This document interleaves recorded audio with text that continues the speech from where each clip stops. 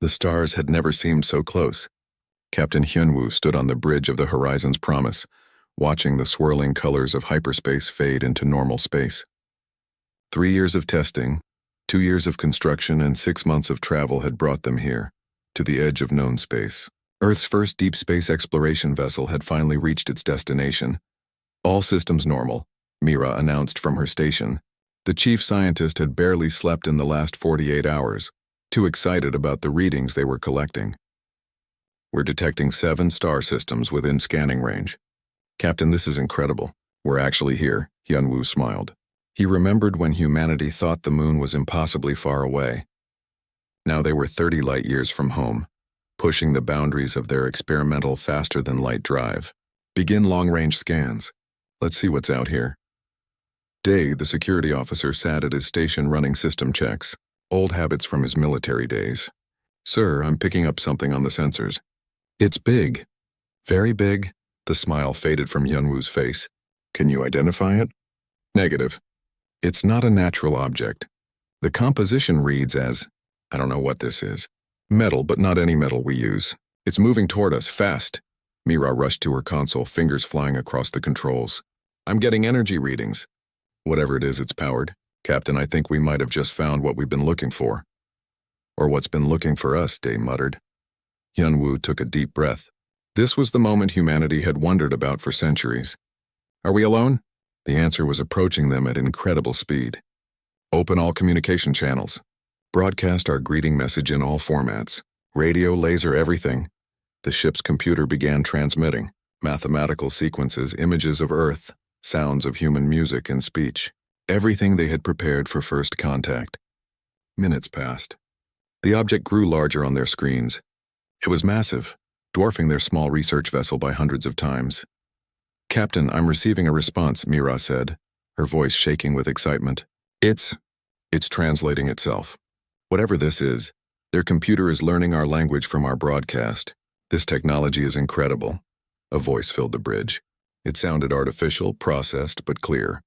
Primitive vessel, you have entered Galactic Council space. Identify yourselves. Hyunwoo straightened his uniform. First contact. The moment that would change everything. This is Captain Hyunwoo of the Earth vessel Horizon's Promise. We come in peace, seeking knowledge and friendship among the stars. Silence. Then the voice returned with what almost sounded like amusement. Earth, we have no record of this world. You possess faster-than-light capability, yet your vessel is crude. How did a primitive species achieve FTL travel? Mira looked at Hyunwoo with concern. The tone was not friendly. It was condescending, dismissive. Hyunwoo chose his words carefully. We are explorers. We developed our technology through hard work and scientific advancement. We wish to learn from others and share what we know. You will follow our vessel. The Galactic Council will decide your fate. The word fate hung in the air like a threat. Day's hand moved closer to the weapons console, though Hyunwoo knew their small defensive lasers would be useless against whatever that ship was. And if we decline? Hyunwoo asked, keeping his voice steady. That is not an option. The alien vessel moved closer. It was beautiful in a way, all flowing curves and shimmering metal that seemed to shift colors. But there was something predatory about how it positioned itself, blocking their escape route. Mira's console began beeping urgently. Captain, they're scanning us. Deep scans. They're mapping our entire ship, our technology, everything. Can you block it? I'm trying, but their systems are far more advanced than ours. Captain, they're accessing our computer. They're downloading our database. Hyunwoo's jaw tightened. Every piece of information about Earth, human history, technology, everything was being taken. Day, can we jump to FTL? They've locked some kind of field around us. Our drive won't engage, the alien voice returned. Your resistance is noted. Your primitive defensive measures are insufficient. You will comply or your vessel will be disabled and your crew transported by force. Choose quickly. Hyunwoo looked at his crew. They were the first humans to meet aliens, and it was going wrong. Nothing like the hopeful scenarios Earth's diplomats had imagined. These beings spoke of primitives and force, not cooperation and peace. But they were outmatched, outgunned, and far from home. We will comply, Hyunwoo said finally. But this is not how peaceful species should meet. Peace exists under council authority. You will learn this. The journey to the alien station took 6 hours. The massive vessel towed them effortlessly, their own engines useless. Through the windows they saw other ships. Dozens of different designs, all huge, all clearly more advanced than anything Earth could build. Mira recorded everything, her scientific mind working despite the fear. Day sat quietly, but Hyunwoo noticed he was memorizing the ship's positions, their movements, their patterns. Still a soldier. The station itself was beyond description. It was the size of a small moon, a structure of impossible complexity floating in space. Thousands of ships moved around it like insects around a hive. They were brought inside into a docking bay that could have held 100 vessels their size. Armored figures waited for them. The leader was tall, covered in scales that shimmered blue and gold. Its eyes were large and dark, and when it spoke, its voice was deep and commanding. I am Ambassador Veltrix of the Karathi. You are the humans. Your species is unknown to the Council. This is unusual. Most species are found by our scouts long before they achieve FTL capability. Hyunwoo, Mira, and Dae stood together, trying not to show fear. We are pleased to meet you, Hyunwoo said. We hope this can be the beginning of friendship between our peoples.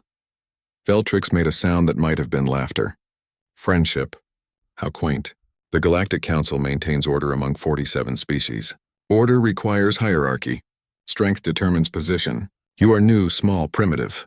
You will accept Council authority, and in time you may earn a place among the civilized species. We are a free people, Hyunwoo said carefully.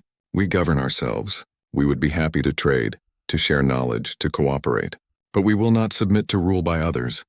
The atmosphere in the docking bay changed. The armored figures moved closer, weapons visible. Veltrix stepped forward, towering over the humans. You misunderstand your situation. This is not a negotiation. The Council has rules. All species follow these rules. You will follow them, or you will be made to follow them. Is that a threat? Dae asked, his hand moving toward the pistol at his side. Veltrix looked at the weapon with what might have been pity. Your primitive projectile weapon. How frightening. Child, the Karathi conquered 17 systems before joining the Council. We know war. Your entire species knows nothing of real power. Mira spoke up, her voice surprisingly steady. Then why do you need to threaten us? If you're so powerful, why not simply talk to us as equals? Because you are not equals, Veltrix said simply. You are primitives who stumbled into technology beyond your understanding. You will be protected, guided, civilized. The Council is generous to lesser species. Hyunwoo felt anger rising but forced it down. They needed information, needed to understand what they were facing. What happens now? Now you will be held while the Council debates. Your vessel will be studied, your world will be located and visited, and you will learn your place in the galactic order. Before anyone could respond, the armored figures moved. Dae reached for his weapon, but something struck him, and he collapsed. Hyunwoo and Mira were grabbed, their arms secured. This is wrong, Hyunwoo shouted. We came in peace, and you will leave in compliance, Veltrix said. Take them to the holding cells. Begin analysis of their vessel, and send a scout fleet to locate their homeworld. It is time Earth learned the benefits of Council protection. As they were dragged away, Hyunwoo managed to activate his wrist communicator, the small emergency beacon every crew member carried. He whispered into it, knowing it might be his last message. Earth Command, this is Horizon's promise. First contact established. Hostile response. We are not alone in the universe. He paused, choosing his final words carefully. And we are not safe. Prepare for the worst. The signal transmitted, bouncing through space, carrying humanity's first message from the stars. A warning that would change everything. The holding cell was clean, almost comfortable, but it was still a prison. Hyunwoo sat on the strange bed that adjusted to his body weight, watching the transparent wall that showed the endless activity of the station beyond. 3 months had passed since their capture. 3 months of watching aliens go about their business, treating the humans like curiosities in a zoo. Mira was at the wall, as she had been every day, making notes on a small device the guards had given her. They seemed amused by her curiosity, letting her study them like they were studying her. Dae paced as he always did, counting steps, measuring distances, planning escapes that would never work. Another council session today, Mira said, not looking up from her notes. I've been watching their patterns. They debate everything endlessly. 47 species, all with opinions, all with procedures. It's amazing they ever decide anything. What are they deciding about us? Dee asked. Our fate. Earth's fate. They've located our world. 3 scout ships arrived there 2 weeks ago, according to what I overheard. Hyunwoo stood up quickly. Earth, what happened? Did they attack? No, they observed. Took readings, left. But they're reporting back to the council now. That's what today's session is about. A guard approached their cell, one of the Kwarathi warriors they had seen many times. This one had introduced himself as Thex, and he seemed less hostile than the others. Perhaps he was simply curious about the strange new aliens. You 3, come with me. The council wishes to question the humans. They were led through corridors that seemed to stretch forever, passing dozens of different alien species. Some looked almost human. Others were so strange that Hyunwoo couldn't understand how they moved or communicated. All of them stopped to stare at the humans, whispering to each other in languages the translation devices couldn't process fast enough. The council chamber was massive. Representatives from 47 species sat in a circular arrangement, each on platforms that put them at equal height. At the center was an open space where Hyunwoo, Mira, and Dai were made to stand. Ambassador Veltrix stood at a podium, his scales gleaming under the lights.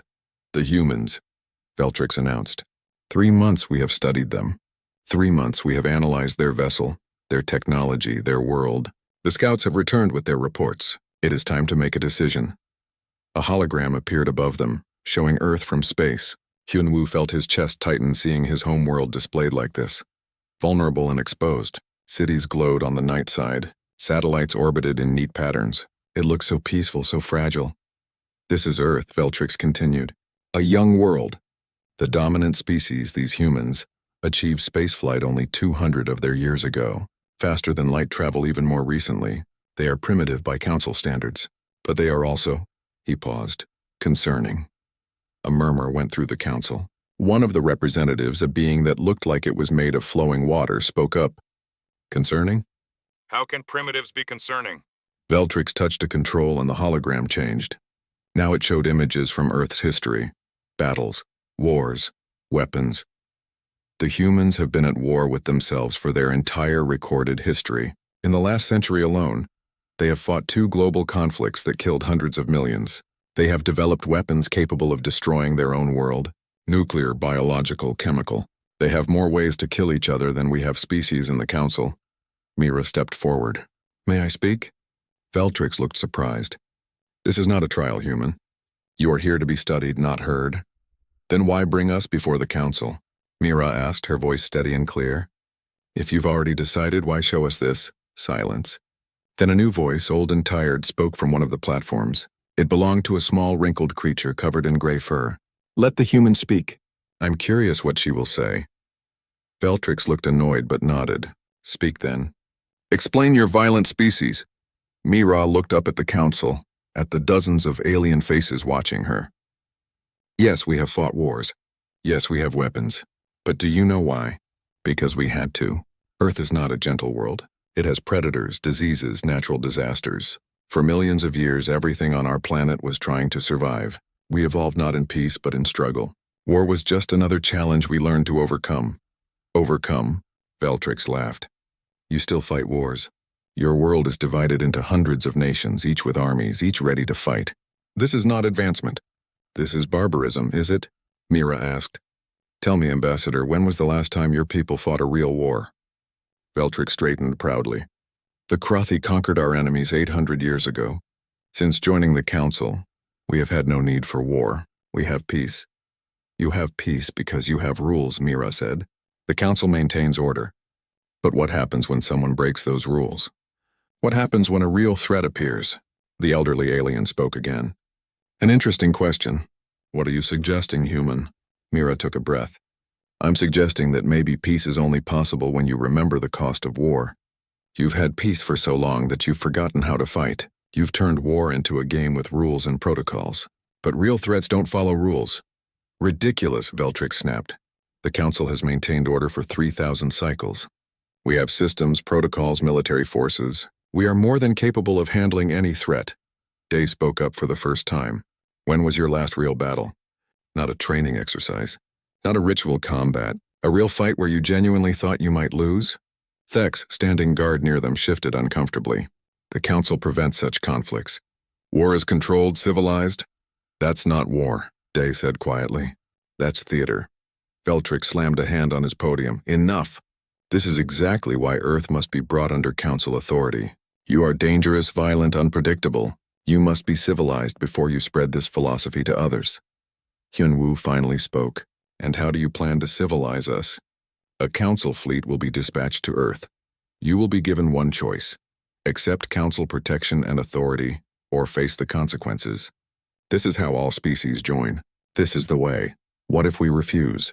Veltrick smiled, showing sharp teeth. Then we will use force. A small demonstration of power. Nothing lethal, of course. We are civilized. But enough to show you the futility of resistance. Your primitive weapons against council technology. It will be over quickly. Mira and Hyunwoo exchanged glances. Day's expression was unreadable, but his fists were clenched. When? Hyunwoo asked. The fleet departs in 2 of your weeks. 300 vessels. More than enough. We do not wish to destroy Earth, only to guide it. You will remain here during this time. When your leaders see our power and wisdom, they will make the correct choice. The humans were led back to their cell. None of them spoke until they were alone again. Then Day punched the wall, his hand bouncing off the strange material. 300 ships. And Earth has what? 20 vessels capable of any kind of combat, and those are just modified cargo ships with defensive weapons. They don't understand, Mira said, sitting down heavily. They think war is like their council debates. Lots of talking, lots of posturing, but no one really gets hurt. They've never faced an enemy that was truly trying to destroy them. Hyunwoo went to the transparent wall, looking out at the aliens going about their peaceful lives. They're going to Earth expecting submission. They think humans will see their ships and surrender. They don't know us at all. What will Earth do? Mira asked. What we've always done, Hyunwoo said. What we did when faced with ice ages, plagues, predators, each other. We'll fight. We'll adapt. We'll survive. Against 300 advanced alien warships? Day shook his head. Hyunwoo, I'm a soldier. I know impossible odds when I see them. So did the 300 Spartans at Thermopylae, Hyunwoo replied. So did the soldiers at every last stand in history. Most of them lost, but some of them won, and all of them taught their enemies that humans don't surrender easily. Over the next 2 weeks, they watched and learned. Mira studied every alien species that passed by, noting their behaviors, their technologies, their weaknesses. Day memorized guard patterns and security measures. Hyunwoo listened to the aliens talking, learning how they thought, how they planned, how they fought. And slowly, a picture emerged. The Galactic Council was powerful, advanced, and vast. But it was also complacent, comfortable, and predictable. They had forgotten how to be afraid. They had forgotten that war was not about following rules or looking honorable. War was about survival at any cost. They're going to learn something about humans, Day said one night, watching the stars through their cell wall. Something every enemy we've ever faced learned eventually. What's that? Mira asked. That we're very good at war. Not because we want to be, not because we enjoy it, but because for millions of years being good at fighting was the difference between living and dying. It's in our bones. It's in our history. And they're about to find out just how dangerous a cornered human can be. 300 council ships departed the station, heading for Earth. The humans watched them go, and for the first time since their capture, Hyunwoo smiled. They think this will be easy. Admiral Tae-hyun stood in the command center deep beneath the Rocky Mountains, watching the screens that showed Earth's orbital space. 3 months ago, humanity had received Captain Hyunwoo's warning. 3 months to prepare for something they didn't fully understand. 3 months that had changed everything. The world had united faster than anyone thought possible. Old enemies put aside centuries of conflict. Resources were pooled. Scientists like Yuna worked around the clock in labs across the globe, studying the pieces of alien probe debris that had been collected over the years. Technology that humanity had dismissed as impossible suddenly became urgent and necessary. Admiral, we're picking them up on long-range sensors, Commander Jiwoo reported. Her voice was calm, but Tae-hyun could see her hands shaking slightly. 300 contacts. They'll reach Earth orbit in 4 hours. Tae-hyun looked at the tactical display, red dots representing alien vessels, far outnumbering the blue dots of Earth's hastily assembled defense fleet. 23 ships, most of them retrofitted cargo vessels now carrying weapons they had barely tested. Against 300 advanced alien warships, the odds were impossible. Send the message to all vessels, Taehyun ordered. Weapons free. Engage at will. No rules of engagement except one win. Jiwoo hesitated. Sir, the aliens sent their demands again. They say if we power down our weapons and submit to council authority, no one will be harmed. They promise a peaceful integration. They promise to make us slaves, Taehyun replied. Tell me, Commander, in all of human history, has surrendering to a superior force ever ended well for the ones who surrendered? Jiwoo thought about her own nation's history. No, sir, it hasn't. Then we fight. Signal all ships. Tell them to remember what we're defending. Not just Earth, but the idea that humanity bows to no one. In orbit, Captain Bo Young sat in the command chair of the TDF Retribution, a former mining vessel now equipped with railguns and missile pods that Yuna's team had designed. Her crew was small, just 30 people, all volunteers, all knowing they were probably going to die in the next few hours. Alien fleet dropping out of FTL, her sensor officer reported. They're in perfect formation. 300 ships arranged in 15 wings of 20 vessels each. It's beautiful, actually. Bo Young looked at the display. The alien ships were gorgeous, flowing designs of metal and light. Her own vessel was ugly by comparison. All hard angles and exposed weapons. Beautiful targets. Minho, what's their formation, tell us? Her tactical officer Minho studied the patterns. They're expecting a traditional engagement. Capital ships in front, smaller vessels supporting, command ship in the center. It's textbook formation for a defensive battle, not an assault. They don't think we're a threat? Good, that gives us maybe 30 seconds of surprise. We use it, all ships target their command vessel. Forget the formation. Cut off the head. Sir, that's against the Council's rules of engagement, the communications officer said, reading the alien transmissions. They're broadcasting protocols. We're supposed to meet them ship to ship, challenge their formation, follow procedures. Bo Young smiled. Tell them we didn't get that message. Fire everything. The Retribution opened fire first, railguns hurling projectiles at a significant fraction of light speed. No warning, no challenge, no honor. Just violence. The alien command ship's shields flared as the projectiles hit, and for a moment the aliens didn't respond. They were too surprised. Then 22 other human ships fired as one. Missiles, railguns, lasers, everything Earth could throw at them. The alien command ship's shields collapsed and its hull shattered. 15 seconds into the battle, the Karathi flagship was destroyed, and with it, Ambassador Veltrix. They're breaking formation. Minho shouted. They don't know what to do. Admiral Taehyun watched from Earth as the battle began. His tactical team was linked to every ship, coordinating attacks in real time. Signal all vessels. Swarm tactics. Don't let them regroup. Keep them confused. The human ships were smaller, faster, and desperate. They didn't try to match the aliens in a traditional fight.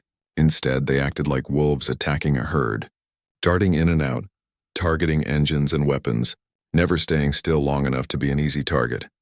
Pilot Sang-ho flew his modified fighter through the debris field from the command ship, his sensors screaming warnings about enemy fire. He ignored them, focusing on his target, a large alien cruiser trying to organize a counterattack. His ship was loaded with nuclear warheads, primitive by alien standards but incredibly destructive. Sang-ho, you're too close, his wingman Yoon-hee radioed. Pull back! Can't, gotta make sure this hits. He armed all 6 warheads, set them to detonate on impact, and accelerated directly at the alien cruiser. The aliens fired, their beams cutting through his shields, tearing apart his engines. But he was already too close, too fast. For Earth, he whispered and held his course. The explosion was visible from the surface. 6 nuclear warheads detonating against an alien shield at point-blank range. The shield collapsed, the cruiser's hull breached, and the vessel began to break apart. Sang-ho's fighter was vaporized instantly, but his sacrifice took a ship that could have destroyed a dozen human vessels. Yoon-hee watched her friend die and felt tears on her face. Then she locked onto another target and followed him in. Her fighter carried conventional warheads, meant to exploit the breach Sang-ho had created. She fired them all, then used her remaining fuel to ram into the cruiser's exposed engine section. The ship exploded, taking her with it. On the Council observation vessel, safely distant from the battle, a group of alien diplomats watched in horror. One of them, a crystalline being named Thex, stared at the displays in disbelief. They're destroying their own ships, deliberately. That pilot flew directly into the cruiser. Why would they do that? An elderly alien, the same gray-furred creature who had spoken at the council session, watched with sad eyes. Because they're not fighting to win glory or territory. They're fighting to survive, and a human who fights for survival will pay any price. The battle raged for hours. The aliens had superior technology, better shields, more powerful weapons. But they fought like they were in a training exercise, following formations, targeting the biggest threats first, trying to minimize their own casualties. The humans fought like cornered animals, using tactics that the aliens had never imagined. Captain Kyung-soo deliberately set his ship's reactor to overload, then rammed it into a cluster of alien vessels. The explosion took out 5 ships. Commander Haewon hacked into an alien targeting system and made their guns fire on their own fleet for precious seconds before they caught on. Pilot after pilot followed Sang-ho's example, turning their ships into weapons when conventional attacks failed. They're not following any protocols, a Karathi officer screamed into the communication channel. They're attacking medical ships. They're ignoring surrender signals. This is barbaric. From Earth, Admiral Taehyun heard the alien transmissions and smiled coldly. Medical ships? They brought medical ships to an invasion. They really thought this would be bloodless. Jiwoo, send a message to all human forces. Any alien vessel is a valid target. No exceptions, the aliens began to retreat after 6 hours. They had lost 98 ships. The humans had lost 16. By any objective measure, the aliens should have won. They still outnumbered the humans 10-1. They still had superior technology, but they were terrified. On the Council observation vessel, Thex watched the alien fleet pull back to a safe distance. We're retreating. The Karathi are retreating. From primitives. This is impossible. The elderly alien spoke quietly. We have forgotten what war truly is. We have turned it into theater, into ritual. We fight with rules and protocols because we've had peace for so long. But the humans never forgot. Every war they fought taught them new lessons. Every enemy they faced made them stronger. And now we've awakened something terrible. What do you mean? We've given humanity a common enemy.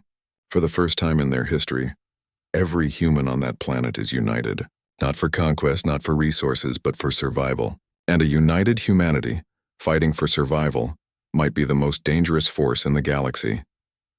On Earth, in the command center, Taehyun addressed his remaining ship captains.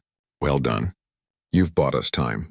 The aliens are regrouping, trying to understand what happened. They'll be back, and next time they'll be prepared for our tactics. But they've learned something important today. What's that, sir? Jiwoo asked. That we won't surrender. That we won't play by their rules. That every human life they take will cost them dearly. They came here expecting an easy victory, a peaceful submission. Instead, they got war. Real war. And they're not ready for it.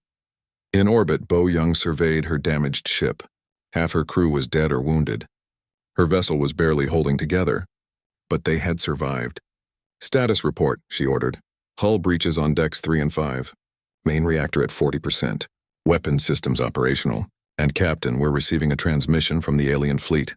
Put it through. A voice came over the speakers, translated into Korean. Human vessels. We request a ceasefire to recover our dead and wounded. Will you honor this request? The news spread across the galaxy like wildfire. The humans, barely capable of faster-than-light travel, had defeated a Karathi fleet. Not just survived, but actually won.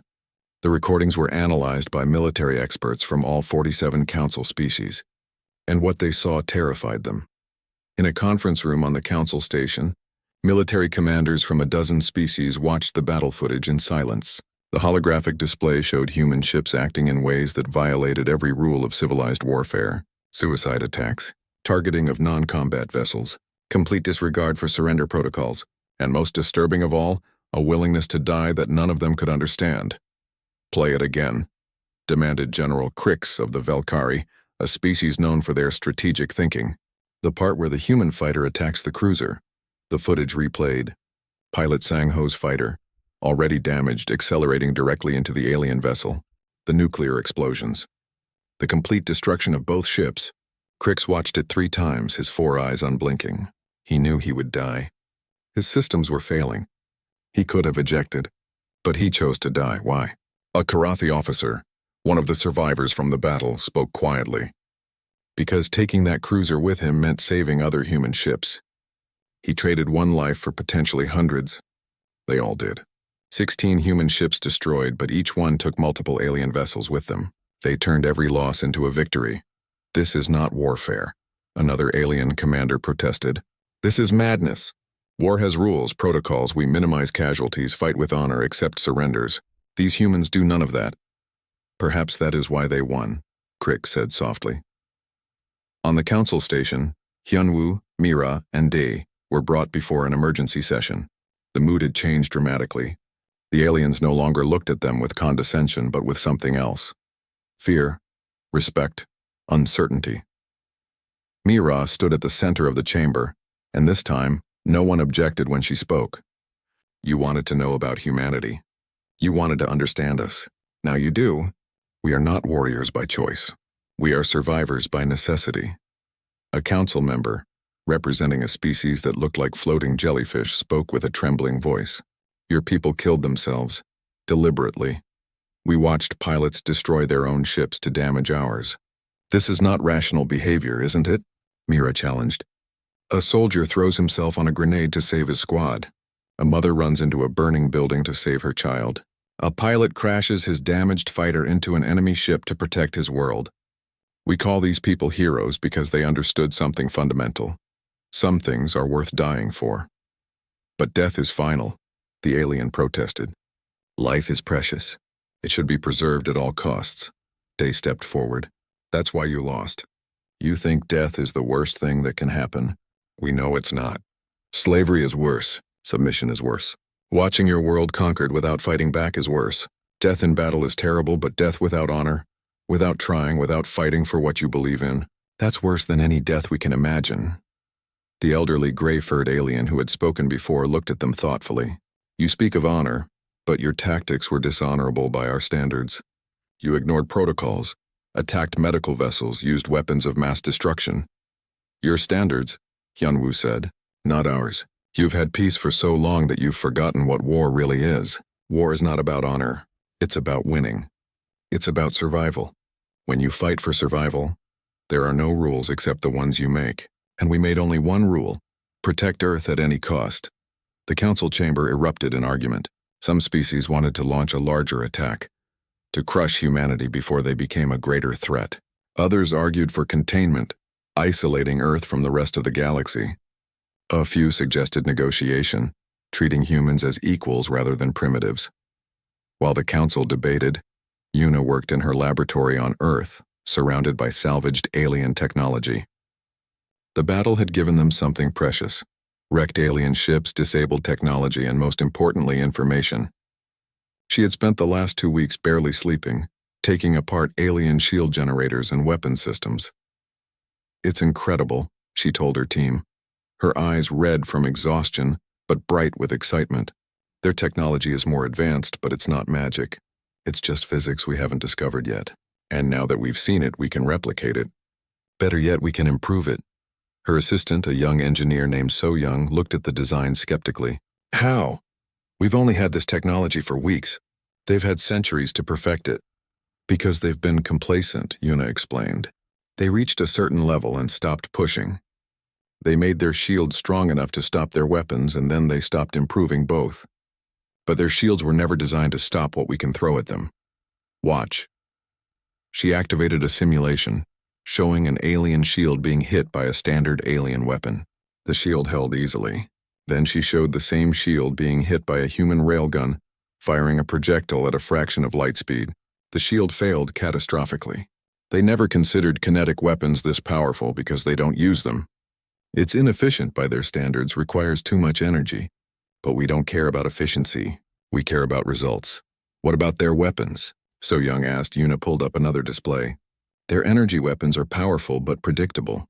They fire in straight lines, can be blocked by reflective materials, and have a recharge time we can exploit. I'm working on reactive armor that can disperse the energy and countermeasures that will blind their targeting systems. It won't make us invulnerable, but it will even the odds. Back on the council station, a decision was being made. The debate had gone on for days, and finally a vote was called. The resolution: send a combined fleet of 5 species to Earth, 10,000 ships. An overwhelming force that humanity couldn't possibly defeat. Thex, the Kurathi guard, came to the human cell with the news. He looked uncomfortable. The council has decided. A fleet will be sent to Earth. 10,000 vessels. This is not a police action. This is a full military response. I thought you should know. 10,000, Mira whispered. They're going to destroy us. They're going to try, Hyunwoo corrected. How long do we have? 3 weeks. The fleet takes time to assemble. Species must contribute ships, crews must be briefed, supplies loaded. But when they come, they will not make the same mistakes. They will be prepared for your tactics. Will you be with them? Day asked. Dex was quiet for a moment. No, I have requested reassignment. I do not wish to participate in what may become a genocide. Many others feel the same, but not enough. The Council fears what humanity represents. And what do we represent? Hyunwoo asked. Change. The Council has maintained order for 3,000 years through strength and tradition. You threaten both. You showed that superior technology doesn't guarantee victory. You proved that desperation and courage can overcome numerical disadvantages. You reminded the galaxy that war can be truly terrible, not just a game with rules. The Council fears that if other species see your example, the entire galactic order might collapse. After Thex left, the 3 humans sat in silence. Finally, Day spoke. 10,000 ships. Even with everything Yuna and her team can develop, even with every advantage of fighting in our own system, those odds are impossible. So were the odds against 300 ships, Hyunwoo pointed out. We had surprise then. We had the advantage of them underestimating us. They won't make that mistake again. Mira stood up and went to the transparent wall, looking out at the station's endless activity. Maybe we're thinking about this wrong. We keep focusing on the military aspect. But this isn't just about ships and weapons. It's about what Earth represents to the galaxy. What do you mean? Hyunwoo asked. Every species in the Council joined through conquest or submission. They accepted the hierarchy, the rules, the status quo. But what if Earth doesn't? What if we fight and keep fighting no matter the cost? What does that do to the Council's authority? It breaks it, Hyunwoo said slowly, understanding. If one species can refuse them, others might try. The Council's power is based on the belief that resistance is futile. We're proving that's not true. But we might not survive proving it, Day pointed out. Maybe survival isn't the only victory, Mira said. Maybe showing the galaxy that resistance is possible, that courage matters, that freedom is worth dying for. Maybe that's enough. Even if Earth falls, we'll have changed everything. 3 weeks passed. On Earth, Admiral Taehyun watched the final preparations. The defense fleet had been rebuilt, reinforced with Yuna's new technology. New weapon systems based on alien tech but adapted to human warfare. Shields that could take more punishment. Ships designed not for honor or show but for pure combat efficiency.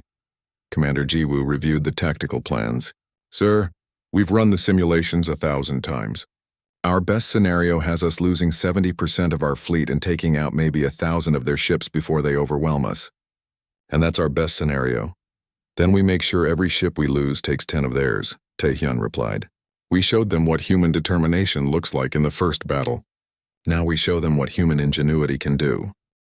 The Second Battle of Earth began on a Tuesday morning. 10,000 alien vessels dropped out of faster-than-light travel at the edge of the solar system, their formation perfect, their approach methodical. This time, they were prepared. They had studied human tactics, adapted their strategies, reinforced their shields. They would not underestimate humanity again. Admiral Taehyun watched them come. 6 days. The aliens were giving Earth 6 days to watch their approach, to feel the weight of impossible odds, to break under the psychological pressure. It was a siege tactic, meant to destroy morale before the first shot was fired. The aliens didn't understand that every hour they gave humanity was an hour to prepare, to adapt, to turn fear into determination. They're broadcasting again, Jiwoo reported. Same message. Surrender now and face minor consequences. Fight and face total destruction. Ignore it, Taehyun ordered. All ships to defensive positions. Activate the new systems. And send a message to every human on Earth. Tell them we're about to show the galaxy what we're made of. The message went out to 8 billion people. In every language and every nation, the same words. Stand firm. We fight not because we hate what is in front of us, but because we love what is behind us. On the Council observation vessel, now reinforced and positioned at a safe distance, the alien observers watched with mixed emotions. The elderly, gray-furred alien whose name was Elder Nix spoke quietly to Thex. They know they cannot win. Their intelligence services must have informed them of our fleet size, our preparations, yet they still choose to fight. Perhaps they are simply irrational, Thex suggested, though his voice lacked conviction. Or perhaps they understand something we have forgotten, that there are things worth dying for. The alien fleet divided into 3 massive groups, approaching Earth from different angles. It was a textbook encirclement, meant to prevent escape and force the defending fleet to split its forces. The human fleet, only 40 ships now thanks to Yuna's frantic construction efforts, positioned themselves in seemingly random patterns throughout near-Earth space. They're not using standard defensive formations, the alien fleet commander, a Velkari named General Crix, noted. Analysis? His tactical officer studied the patterns. Unknown, sir. They appear to be scattered, vulnerable. It could be a trap, but I cannot determine the nature of it. Proceed as planned. All groups advance at standard speed. Maintain formation integrity. When in range, target the human vessels systematically. Show them the futility of resistance. But as the alien fleet advanced, strange things began to happen. Ships at the edge of their formation reported computer glitches, navigation systems flickering, targeting computers showing ghost images. Nothing critical, nothing that would stop a vessel, but enough to be concerning. It's interference, the tactical officer reported. Some kind of electronic warfare. The humans are attacking our systems.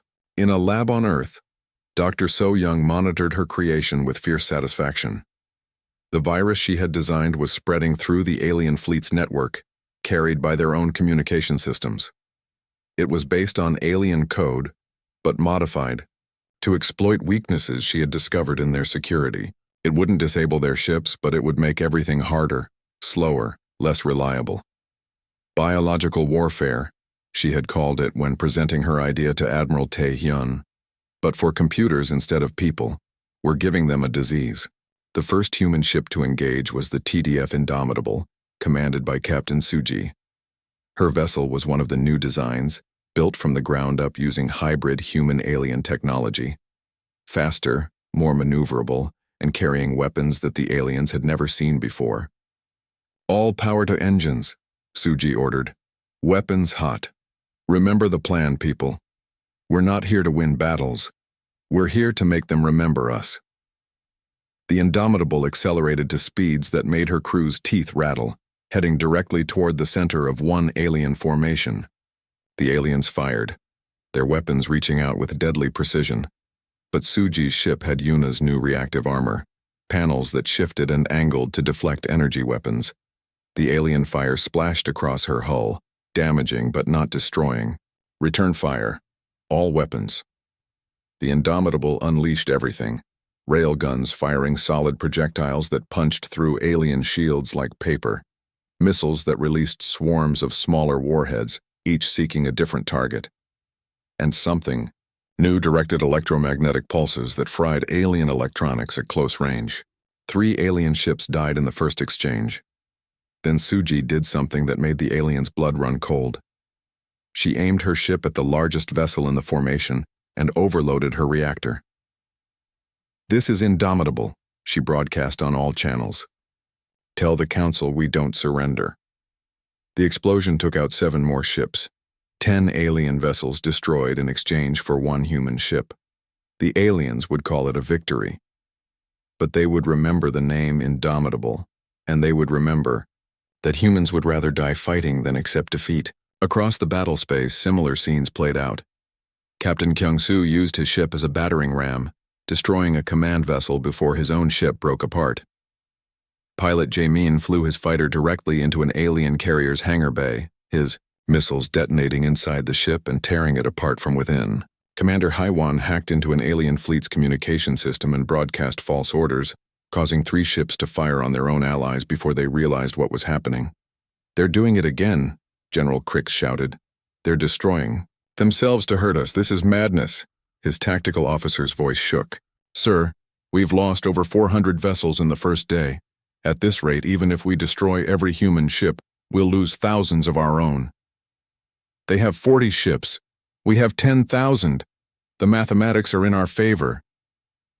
The mathematics don't account for desperation, sir. Or courage. Or people willing to die to take us with them. On Earth, Una watched the battle data streaming in. Every human ship that died sent back information about alien defenses, weaknesses, tactics. Every sacrifice taught them something new. And she was learning fast. Adjust the railgun targeting parameters, she ordered her team. Focus on their shield generators, and prepare the next wave of electronic attacks. We need to keep them off balance. Day 2 brought new horrors for the aliens. The humans unveiled weapons that violated every principle of civilized warfare. Mines disguised as debris that exploded when alien ships approached. Drones controlled by artificial intelligence that hunted alien vessels relentlessly. And most disturbing of all, biological weapons designed specifically to attack alien neurological systems. The virus Dr. So Young had created spread through the Kurathi ranks like wildfire. It didn't kill, but it disrupted their neural implants, causing confusion, pain, and temporary blindness. The Kurathi had relied on these implants for centuries, and suddenly their greatest advantage became their greatest weakness. This is a war crime, a Kurathi commander broadcast. You're using biological weapons. The Council will never forgive this. Admiral Taehyun responded personally. You came to conquer us. You threatened to destroy our world if we didn't submit. You started this war expecting us to follow your rules, fight your way, die according to your protocols. But we're not part of your council. We don't follow your rules. We follow one rule, survival. And if survival means using every weapon we can create, every tactic we can devise, every sacrifice we can make, then that's what we'll do. By day 3, the alien fleet was in chaos. They had lost over 1,000 ships. The humans had lost 24. The mathematics still favored the aliens, but something had broken in their ranks. Fear, uncertainty, the realization that winning this battle might cost more than they were willing to pay. On the Council observation vessel, Elder Nix watched with growing horror. They're going to do it, he whispered. 8 billion humans against a galactic fleet, and they're actually going to make us question whether victory is worth the cost. Thek stared at the tactical displays. How? How can so few do so much damage? Because they're not fighting for territory or resources or honor. They're fighting for their right to exist. And beings fighting for existence have no limits, no boundaries, no restrictions. They will use every advantage, exploit every weakness, sacrifice everything to survive. Day 4 brought the turning point. A human ship, the TDF Horizon commanded by Captain Sang-min, managed to get close enough to an alien command carrier to deploy a new weapon Una had designed. It was simple, elegant, and devastating. A device that broadcast a signal that made the aliens' own weapon systems target each other. The carrier's defensive guns turned on its escort ships. Chaos erupted as vessels fired on their own allies, unable to distinguish friend from foe. By the time the aliens shut down their weapon systems and manually rebooted everything, another 30 ships had been destroyed, not by humans, but by themselves. General Crix called an emergency meeting with his command staff. This cannot continue. We're losing ships at an unsustainable rate. The humans have 40 vessels remaining. We have over 8,000. But if current trends continue, we'll lose 4,000 ships before we destroy them all. 4,000 ships. The Council has never lost so many vessels in its entire history. What are you suggesting, General? His second-in-command asked.